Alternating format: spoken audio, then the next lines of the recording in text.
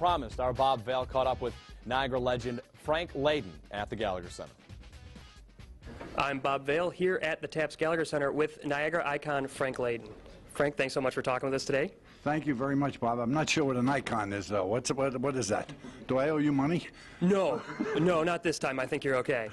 So let's start at the beginning. I think that's the easiest place to start. You played here between 1951 and 55. Can you talk a little bit about what it was like being a Purple Eagle on the court in those days?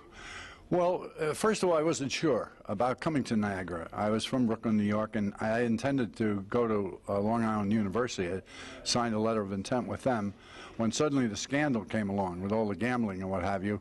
And the athletics, certainly the basketball at LIU, was shut down like a lot of metropolitan schools.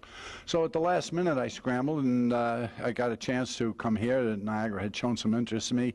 The possibility of going to St. John's or coming here to Niagara, and I made the choice to come here.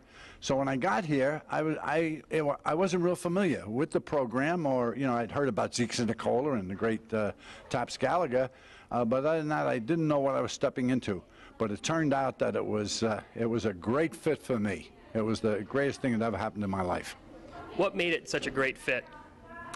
First of all, it's a small school.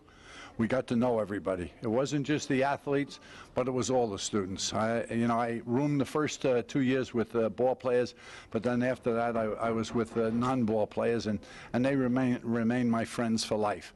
I thought the Catholic education, the Vincentian Fathers, and the closeness that they paid attention to us probably got me through school. I think the fact that they had ROTC, I took that and ended up going in the service as an officer, and that taught me a lot of discipline, and it taught me a lot about myself, that I could take on a lot of responsibility and handle it. That helped me later on in life. So like I say, it was the right fit for me. Good friends, a good education, and the ability to serve my country also, and play ball with some great teams and great players. When you played here, you played for Taps Gallagher, the guy whose name is on the front of the building. What was he like as a coach? Taps Gallagher was a gentleman, and he was known as the gentleman coach. He coached for 40 years and never got a technical. I mean, it was absolutely amazing. He had greater values. He wasn't here trying to prepare people for life in professional sports. He was trying to prepare people for life in general. And he was always urging us to study, to go to graduate school, to become professionals. He was an all-around man. And basketball, he certainly was ahead of his time. He was one of the first coaches that actually scouted opponents, and he was relentless. I mean, we would have practice here, would end at 5 o'clock. He would get in a car, drive to Syracuse, watch Syracuse play somebody, and come back, to get the scouting report on the other team or Syracuse. I mean, he just drove into us the important fundamentals. He was just a wonderful man as a coach. He was a great coach and really should be in the Hall of Fame. It's sad that he's not. What aspects of his coaching style, if any, did you adapt into your own? First of all, serious man-to-man defense. Responsibility, accountability on defense. He felt that he was the first one I ever heard say, "You'll never have an off night defensively. You might have an off night shooting. You might be outplayed offensively by other teams, but if you play good defense, you give yourself a chance to stay in the game."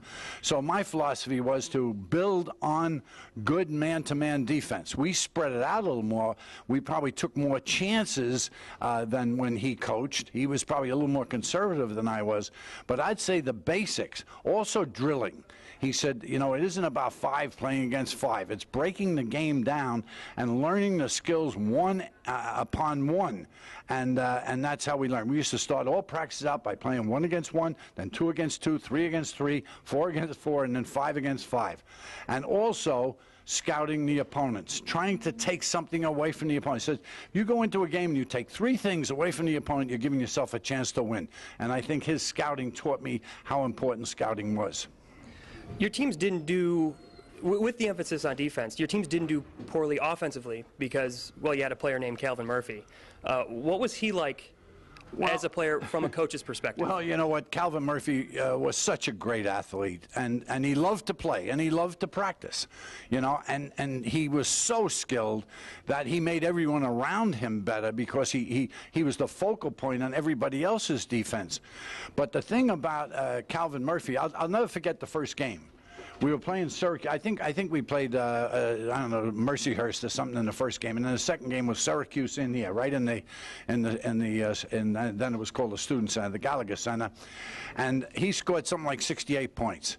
And I was driving home with my wife, and I said, you know what? I think I'm going to enjoy coaching Niagara and coaching Calvin Murphy. You know, he was one in a million. I had a few great players through the years in the pros.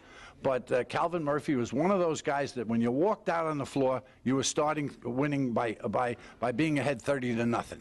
You knew you were going to get 30 points from him in every single game at least. And a lot of times it was 40 or 50. Each year that I coached him, his scoring average came down. And I told him, if you had gone to Niagara for 8 years and I kept coaching you, I would have had you back on the JV.